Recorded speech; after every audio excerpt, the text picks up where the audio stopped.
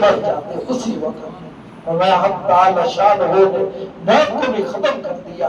تو اہل جنت سے کہیں گے حق تعالی شان ہو بتاؤ اہل جنت خوش ہیں؟ تو کہیں گے ربا ہم بڑے خوش ہیں. پھر جنت میں یوں درجات ہیں، کچھ لوگ جنت الفردوس میں ہوں گے.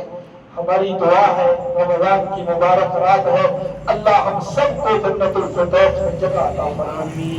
فرمایا اہل جنت سے کہیں گے جو جنت الفردوس والے ہیں، حق تعالی شان ہو کہیں گے اے جنت الفردوس تمہیں صبح اور شام یہ حق تعالی شان ہو کا دیدار کیا کریں گے صبح و شام.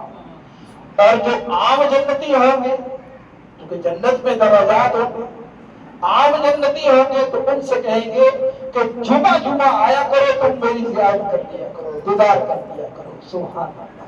فرمایا لا یستوی اصحاب النار و اصحاب الجنہ، جنت والے جہنم والے دونوں برابر نہیں ہو سکتے.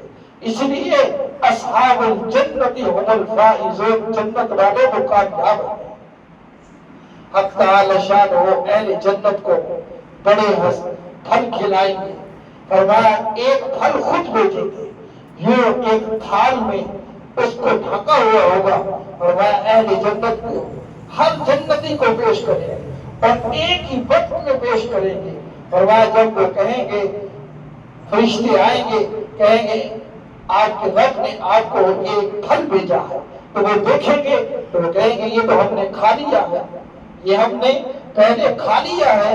تو حق تعالی شان وہ ان فرشتوں کو کہہ کر بھیجیں گے کہ جب میرے جنت والے کہیں نا کہ ہم نے اس کو کھا لیا ہے تو کہنا اس کو بھی چکھ لو یہ تمہارے رب نے بھیجا ہے.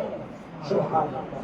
اور میں جب وہ اہل جنت اس کو کھائیں گے تو جتنے پھل کھا چکے ہوں گے وہ سارے کے سارے پھلوں کا اس ایک پھل میں میرا اللہ ذائقہ رکھ دے گا، سارے پھلوں کا ذائقہ ہے.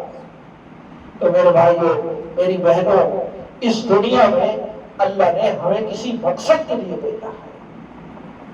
آج ختم قرآن ہے، قرآن کریم پڑھا گیا سنا گیا،